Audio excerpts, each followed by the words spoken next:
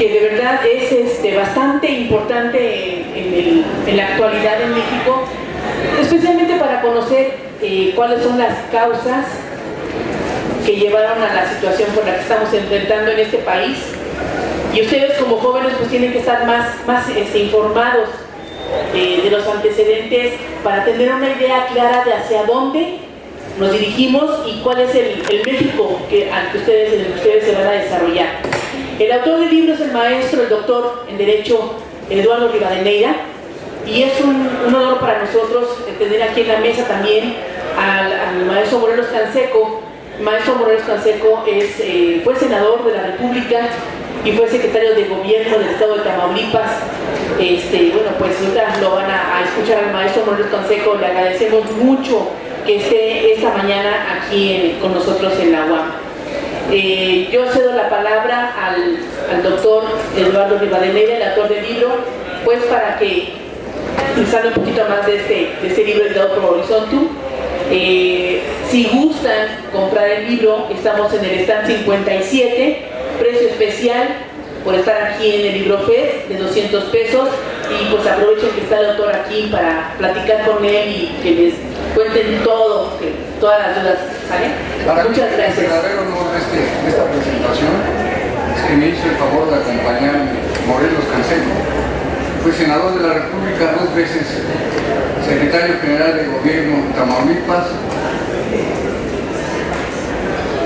Es un amplio conocedor de Pemex, trabajó al lado de las gentes más importantes del sistema petrolero mexicano y es para mí un verdadero orgullo. Ha escrito muchísimos libros, es una verdadera oportunidad estar con él y le cedo la palabra. Muy buenos días, muchas gracias por estar aquí. Me siento, ¿me escucha bien?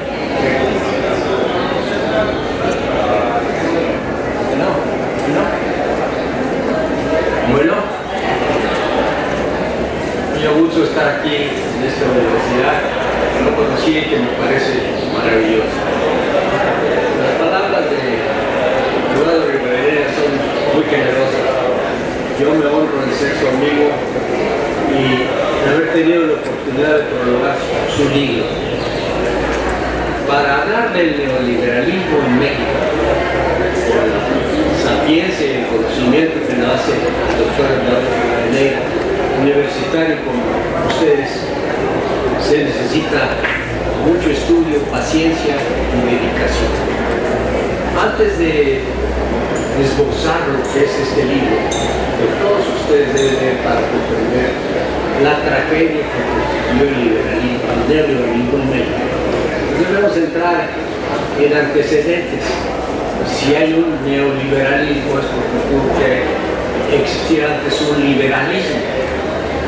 El liberalismo es una teoría económica antisocial que nace en Francia después de la Revolución Francesa, con la influencia de Voltaire y de los enciclopedistas, D'Alembert, Diderot y demás, quienes pensaban, después de las ideas de liberté, égalité, fraternité, libertad, igualdad y fraternidad, que realmente no son más que unas expresiones utópicas que nunca se tradujeron en una verdadera igualdad. Después de esa situación, el liberalismo, como a partir de la Revolución Francesa, todos eran iguales, aunque había unos más iguales que otros en todas partes, nace el liberalismo. El liberalismo también es de origen francés y está constituido por dos frases: laisser faire y laisser passer, dejar hacer y dejar pasar. Entonces, con eso era igual el rico que el pobre, supuestamente. Desgraciadamente, pues, no ocurrió así. El rico se siguió aprovechando del pobre, que no tenía los elementos, el empleado, el trabajador, el obrero, para poder competir con el patrón, o el granjero con el dueño de la tierra. Entonces, ese fue el liberalismo: igualar a todos dentro de la desigualdad. tesis después de la Revolución Francesa hasta el momento en que nace el neoliberalismo. Así vimos el socialismo, vimos el marxismo, el comunismo, las ideas de Adam Smith respecto de la riqueza de las naciones y cómo funcionaba la economía. Y la economía se fue metiendo en el control de la política. Muchos años después, cuando existía la Guerra Fría entre el comunismo muy especializado que ocurrió en la Unión Soviética, no solamente era Rusia, sino las provincias que Lenin logró consultar para tener una idea de un marxismo también más que utópico. Y por otro lado, el capitalismo salvaje, encabezado por Francia, Inglaterra y los Estados Unidos.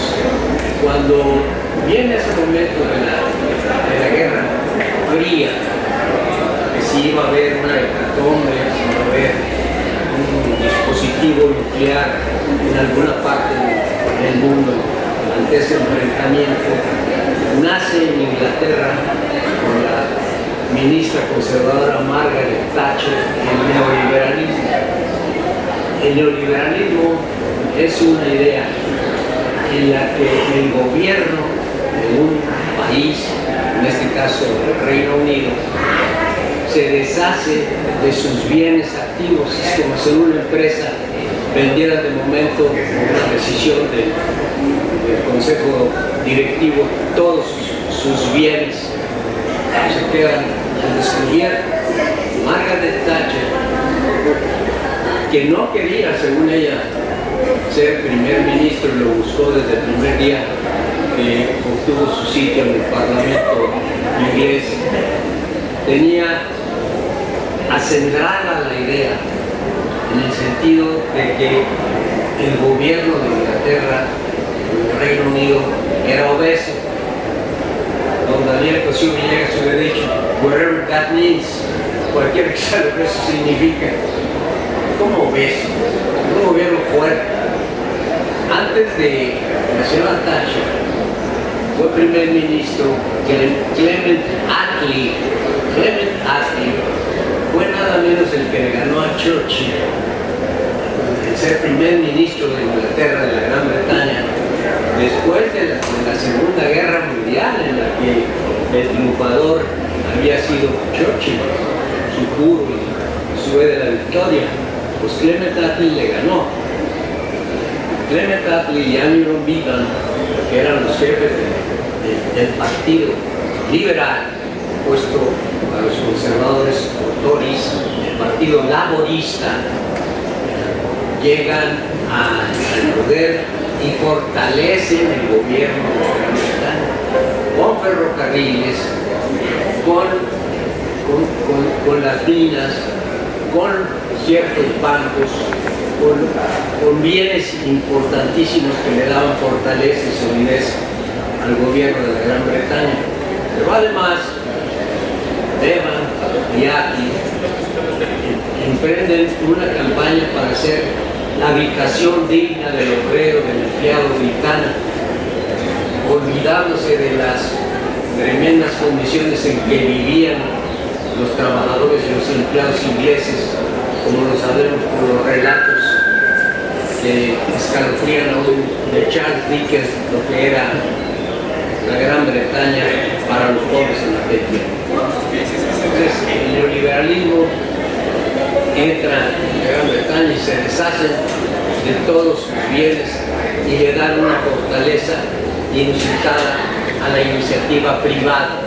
La iniciativa privada se hace de los bancos, se hace de los mineritos, de las minas, se hace de los ferrocarriles, se hace de las acerías, de las fundidoras, y el inglés rico se ve más rico y el inglés pobre queda igual. En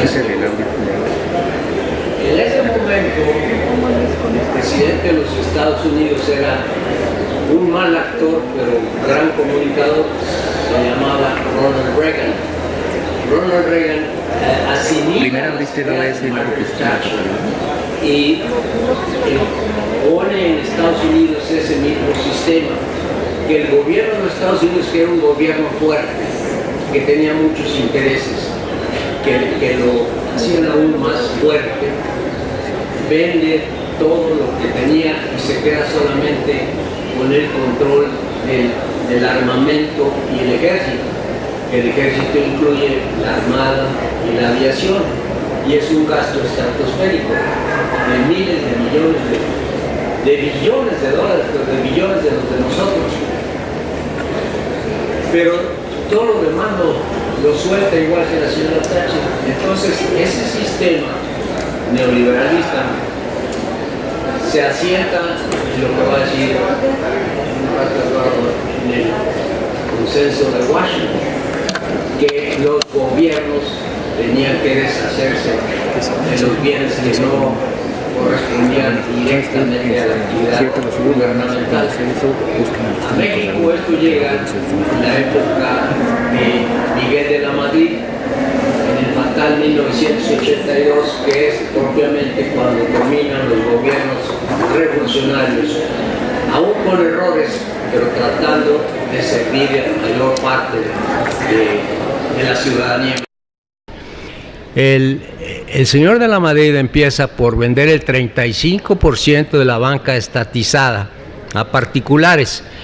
La banca había sido estatizada, que no nacionalizada porque era de nacionales, en la época del licenciado López Portillo, cuando los bancos alentaron la compra de dólares y la salida de ese dinero del país, lo que provocó una situación de quiebra del mexicano. La banca ya empezaba, después de haberse pagado a los dueños de las acciones correspondientes, empezaba a redituar, pero de la Madrid, cuya mentalidad era de banquero y no de estadista, vende el 35% de la banca nacionalizada o mexicanizada o del gobierno a esas personas que tienen intereses muy especializados, y desaparece la CONASUPO. CONASUPO era una institución que compraba y vendía a precios accesibles los materiales, los productos y los artículos de primera necesidad para la gente. Entonces servía como un contrabalance, como un contrapeso para que el comerciante común y corriente no subiera en demasía los precios. Obligaba la CONASUPO a que se mantuvieran los precios accesibles para la clase trabajadora y las personas que tenían dificultades para sobrevivir. Al desaparecer la CONASUPO hubo un notable aumento en la inflación porque los artículos de consumo se fueron hacia arriba, y empezó ya decididamente en el régimen del señor Salinas de Gortari a vender todo lo que tenía el gobierno. Entonces ahí se fueron los ferrocarriles, que terminó por rematar Zedillo, ahí se fueron Altos Hornos de México, ahí se fue la Compañía Mexicana de Aviación, se fue Aeroméxico, se fueron fertilizantes, se fueron compañías madereras, se fueron empresas mineras que pertenecían al Estado, bueno, hasta hoteles, cabarets y restaurantes, todo se vendió. Ciudad Sagún, que era un emporio industrial, todo se vendió a los cuates, a los amigos, y se vendió la joya de la corona, Teléfonos de México, que era una mina de un ingreso brutal, se le vendió a un señor, y ese señor pasó a ser el hombre más rico del mundo durante un periodo. Fíjese lo que hizo el neoliberalismo: destruyó la fuerza del gobierno e igualó a la iniciativa privada con el gobierno, porque ahora la iniciativa privada tenía los bienes y el gobierno la obligación de gobernar. Entonces ya estaban compartiendo la política, los señores del dinero, y controlaban la economía porque ya tenían todo. Ese es lo que ocasionó el neoliberalismo. Cuando llega Zedillo, quien se pelea, como usted está, con el señor Salinas, mete al hermano a la cárcel por malos manejos, que después salió prácticamente perdonado y pidiéndole disculpas a un bandido grande, y a la gente en algunos lugares he visto que cuando llega hasta le aplauden. Así que tenemos tal sentido del honor y la decencia y la honradez, que festejamos a los bribones, porque cada vez le han ido perdonando y devolviendo las propiedades que indebidamente obtuvo durante ese malhadado y nefasto régimen salinista. Pero todavía nos faltaba lo peor, Zedillo. Nadie podía haber pensado que podía haber un presidente antirrevolucionario peor que Salinas. No, Zedillo sí le ganó por un gran trecho, ¿verdad?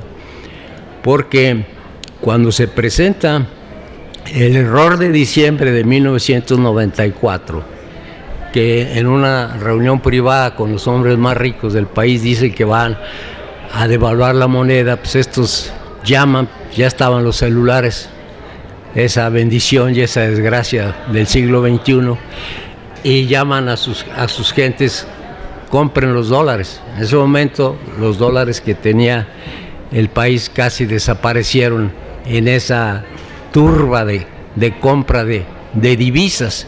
Entonces Zedillo queda muy resentido con Salinas, se pelea con él, es cuando meten a la cárcel al Birbón de Raúl, y posteriormente pues viene un quebranto muy difícil.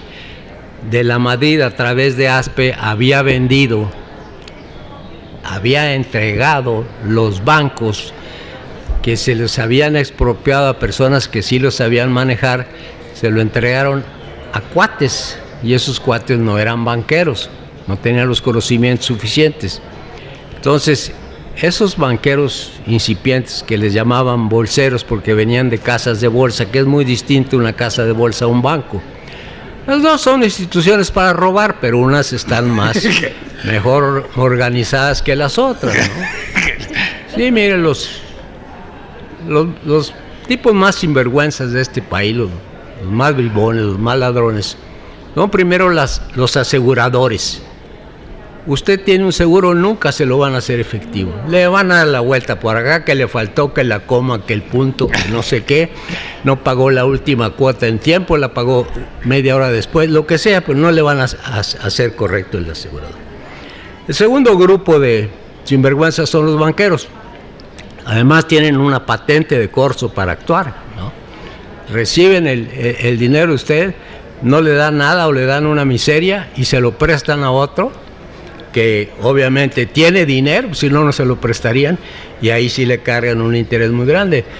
El Banco de Comercio de México, que es una de las ventas que hicieron estos sinvergüenzas a banqueros extranjeros, porque además la banca era mexicana 100%. El Banco de Comercio de México, BBVA, sea lo que sean esas siglas, obtiene el 50% de sus ganancias totales de México. Y lo mismo pasa con el Citibank, que controla el Banco Nacional de México, orgullosamente mexicano desde 1884, hasta que el señor Fox lo vendió a intereses extranjeros. Y si ustedes ven el Banco Santander, el Scotia, todos los bancos menos Banorte son extranjeros. Eso es lo que trajo el neoliberalismo en México. Pero una cosa, ya para concluir y dejar que tome la palabra el notable autor de este libro, que es el que me ha hecho pensar en todas estas barbaridades que les acabo de decir, que no son barbaridades, son verdades importantes, comunicárselos y que ustedes pregunten lo que deseen sobre lo que estamos de decir. La última cosa es el gasolinazo. El gobierno se ve privado de los ingresos que provenían de la venta de la producción del petróleo mexicano, del crudo al extranjero, porque el precio cae de $100 que estuvo cuando Calderón fue presidente, hasta niveles por abajo de los $40. Entonces, como explicación, ahora dan los economistas del gobierno y demagogos encargados de esto, que eso se debió a que el presidente López Portillo y Jorge Díaz Serrano, en su época, que fue presidente de 1976 a 1982, el maestro universitario José López Portillo, invirtieron mucho en petróleos mexicanos. Y efectivamente, fue un gasto que motivó que Petróleos Mexicanos, de 1 millón de barriles de petróleo diarios, subiera a 3 millones en el lapso de 2 años, que es una hazaña única en el mundo. El precio estaba alto, pero estos señores dicen que estaba a $100. En aquella época nunca llegó a $100 el precio del barril, que por cierto tiene 159 litros cada barril de petróleo, porque a la subsecretaria, que ahora se fue a dar clases a Harvard, ¿verdad?, de economía, le preguntaron que cuántos litros tenía un barril y dijo, ¿25? No, le dijeron, ¿75 acaso? No, señor, entonces huyó, corrió, está en la entrevista, ahí la pueden ustedes buscar en esos aparatejos que ustedes saben usar y yo no. Esa era la subsecretaria de Energía, no sabía cuántos litros tenía un barril de petróleo. No, pues depende del tamaño, ¿no? Chico, grande. Pero decía, es al que le echan la culpa del gasolinazo, porque se subsidió la gasolina, nunca se subsidió. La idea del presidente Cárdenas, no me pongo de pie porque me cuesta mucho trabajo, pero de que es el mejor presidente que tuvimos en el siglo XX, él y Ruiz Cortines, por distintas razones, pero grandes presidentes y grandes mexicanos. Cuando expropió las compañías petroleras, era para que el petróleo sirviera para el desarrollo del país a precios bajos. Y la gasolina costó $1 hasta que el licenciado Echeverría, en una de sus ocurrencias, pensó, bueno, ¿por qué va a valer $1? Hay que sacarle más dinero por la vía de los impuestos especiales. Entonces lo subieron a $2 y de ahí ya se vino la carrera interminable hasta el momento en que estamos. ¿Por qué cuesta la gasolina $16 una y $18 la otra y 17 el diésel? Pues es muy sencillo. Cuando cae el precio del petróleo crudo internacional y México reduce su producción de petróleo, porque el gobierno que recibe todos los beneficios de la venta de los productos petrolíferos de petróleos mexicanos, todo va a dar a la Tesorería General de la Federación, ni un centavo llega a Pemex. Todo va a la tesorería y la tesorería le regresa lo que se le da la gana para que continúen sus trabajos de exploración, de inspección, de extracción, de refinación y venta del petróleo ya refinado. Entonces, por eso Petróleos vino languideciendo. Como el precio del petróleo no era suficiente para ocupar más de la tercera parte del presupuesto de la nación, venía de los ingresos del producto de la venta del crudo, el petróleo. Cuando esto ya no ocurre, ¿qué idea tenían? La refinación se había reducido. Entonces, vamos a comprar el petróleo en Estados Unidos. Entonces, hay una empresa que se llama Petróleos Mexicanos Incorporated de Estados Unidos, que es la que compra todos los días 750,000 barriles de 159 litros cada uno, y los compra a $6 y los vende a 16 o a 18, dependiendo de la clase. Ahí ha recuperado, mediante el impuesto especial, el gobierno, lo que cayó con el precio del petróleo. No es ninguna culpa de López Portillo ni de Jorge Díaz Serrano. Es la necesidad de encuadrar las cifras para que el presupuesto salga más o menos a tiempo. Con esto quiero agradecerles, estoy muy contento de encontrarme con ustedes y vamos a oír al real autor y estudioso del neoliberalismo en México, el doctor Rivadeneira Farrera. Realmente, para mí lo importante es que seguir hablando el doctor Morelos. Ojalá tengamos la oportunidad aquí con ustedes, que ya me di cuenta que es una universidad donde veo a los jóvenes, el futuro de este país, que estamos en un momento en que si no es con el esfuerzo, la preparación y sobre todo con cariño a nuestro país, que pensemos que en estos momentos de crisis, si le echamos ganas, si nos preparamos, si damos nuestro mejor esfuerzo, nos puede ir mejor. Ojalá Morelos, que conoce de adentro el sistema político mexicano, le puede usted hacer cualquier pregunta, es un experto en presidencialismo.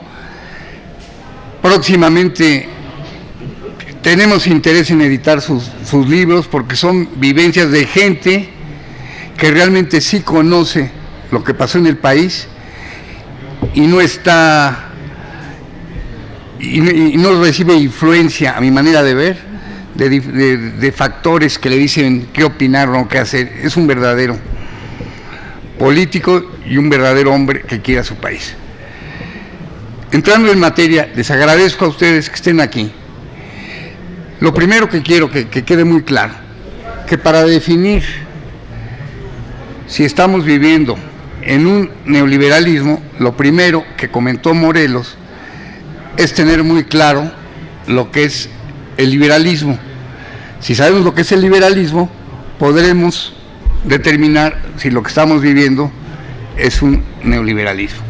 Como todos ustedes saben, el liberalismo fue una corriente en donde sus principales expositores fueron los economistas ingleses Adam Smith, David Ricardo, Thomas Hume, que sostenían que las instituciones económicas surgieron en el mundo de manera natural y espontánea.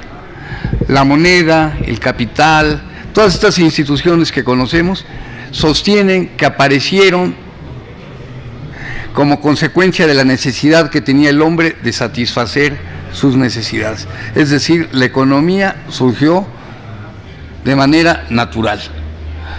Partiendo de ese principio, ellos hicieron referencia a varias instituciones eminentemente espontáneas, que fueron la moneda, el capital, la división del trabajo, la oferta y la demanda, las distintas teorías del valor que nos podíamos referir. Pero entonces, que les quede claro, la idea es que la economía surgió de manera natural y espontánea, y que como consecuencia de eso, cuando el Estado interviene en la economía, está rompiendo ciclos naturales. Que quede muy claro, se están rompiendo ciclos naturales. Entonces, por eso parte del principio del liberalismo es que el Estado debe de intervenir lo menos posible en la economía. Por el otro lado, esta teoría sostiene que los políticos, que los gobernantes son pésimos o muy malos administradores. Y el argumento es muy sencillo.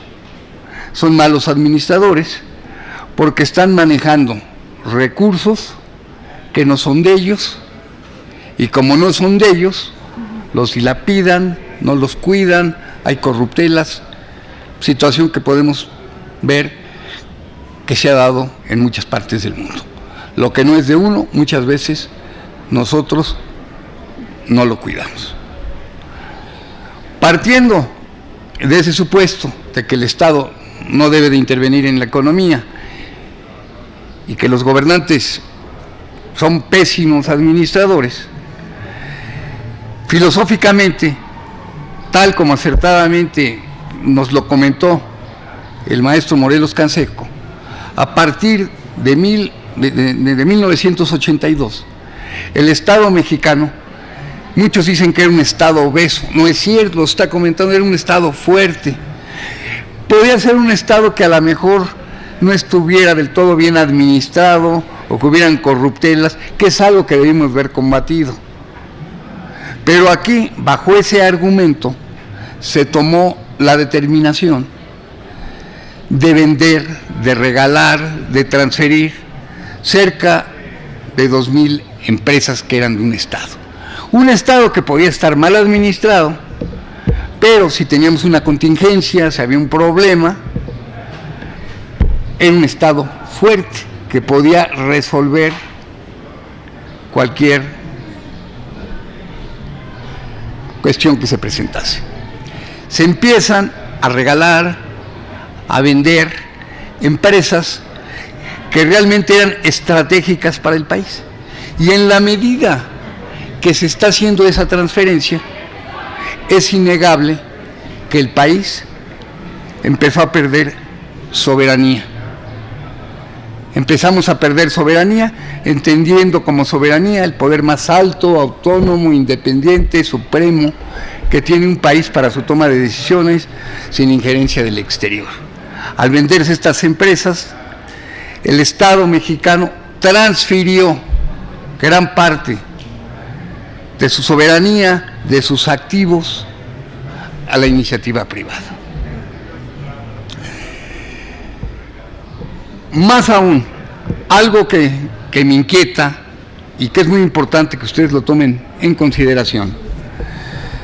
México, durante mucho tiempo, uno de los orgullos de todos nosotros los mexicanos era la Constitución de 1917, que se comparaba por ser una de las mejores del mundo, que se preocupaba por la sociedad, por la igualdad, por los derechos individuales, colectivos, equiparables a la Constitución de Weimar de Alemania. A partir de este momento se empezó a desmantelar esa Constitución. Una serie de prestaciones importantísimas que tenían los trabajadores, que teníamos los mexicanos, nos los empezaron a quitar. Y fueron logros que logró el pueblo mexicano con sudor, con sangre, con esfuerzo. No fue que nadie nos lo haya regalado. Todos esos logros estaban ahí plasmados. Entonces, ¿qué es lo que está pasando? Por un lado, se adelgaza el poder del Estado, la Constitución pierde el rumbo. Ahorita ya el Estado mexicano no sabemos hacia dónde se dirija. México tradicionalmente era un exponente, estamos orgullosos de la doctrina Estrada, de la no intervención y de la autodeterminación de los pueblos, dejar que todo el mundo crezca y ayudar a un reparto más justo. ¿Y qué es lo que hemos visto? A últimas fechas, ese liderazgo internacional que tenía el país se ha perdido, que es algo también muy lamentable. Por otro lado, es innegable que ya la ciudadanía no cree en los partidos políticos y no cree en el gobierno, y cada vez más, día con día, hay un alejamiento entre ciudadanos y gobierno. Ahorita tenemos elecciones y es importante tratar de definir el rumbo de este país. Pero tenemos, en principio, la creencia, nadie está muy convencido de estos partidos políticos, de lo que está pasando. Por otro lado, algo que también es muy importante hacer notar y puntualizar, que los tratados internacionales tienen la fuerza de nuestra Carta Suprema, de nuestra Constitución. Entonces, ¿qué es lo que puede suceder o está sucediendo? Que acuerdos que se toman del exterior, sin la aprobación del pueblo, de la ciudadanía, se pueden convertir en disposiciones que tenemos que acatar y cumplir todos los mexicanos. Estamos viendo que como consecuencias de estas medidas neoliberales perdimos la banca, cada vez hay más flujos de capitales al exterior, ya no hay control de la economía, y podemos definir al neoliberalismo como la falsa ultranza del liberalismo a toda su magnitud. Acompañado con esto que les estoy comentando, también es importante analizar la injerencia que han tenido los Estados Unidos con nuestro país. En el libro puntualizo que a pesar de la presión tan fuerte que hemos tenido por parte de los Estados Unidos, podemos observar que hemos tenido presidentes muy talentosos, patriotas, que antepusieron su cariño por México y que lograron fortalecer nuestro país.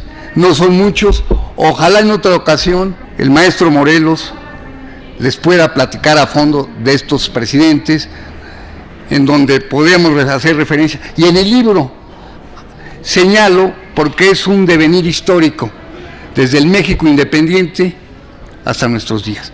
Pero me estoy saliendo del tema, les estaba comentando que la injerencia norteamericana la podemos ver de muchas formas. ¿Cuándo se fundaron las 13 colonias norteamericanas? Thomas Jefferson señaló que el origen de ese estado iba a ser el punto de partida para la colonización y conquista de toda América. Quiere decir que desde que se fundó la Unión Americana ya tenían dirigidos sus embates hacia México. Otro dato que puede ser interesante, que seguramente muchos de ustedes ya lo leyeron, fue en el periodo postrevolucionario con Álvaro Obregón, cuando teníamos una crisis económica, el Estado tenía fuertes deudas derivadas primordialmente por toda la guerra. Tenemos el caso de que el presidente Álvaro Obregón, con tal de ser reconocido por los Estados Unidos de Norteamérica, celebró los famosos tratados de Bucareli, en donde México estableció y se comprometió a no industrializarse, no crecer ni desarrollarse en aquellas actividades económicas en donde se estuviesen desarrollando los norteamericanos. Fíjense al grado que llegó, con tal de ser reconocido presidente, reconoció unas deudas exorbitantes, la mayoría de ellos pagos con fuertes cantidades de intereses para los norteamericanos.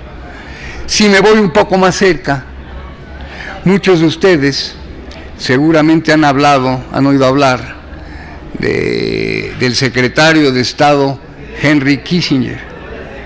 Un dato curioso, hace 2 semanas Donald Trump se reunió con Kissinger precisamente para que le diera una orientación de cómo veía él la política mundial. Henry Kissinger, si ustedes recuerdan, fue secretario de Estado de Richard Nixon y posteriormente fue secretario de Gerald Ford.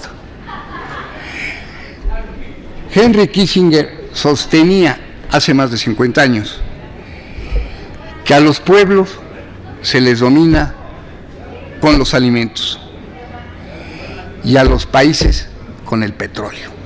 Estamos hablando desde hace ya 50 años donde ya tenían en la mira esto que está sucediendo.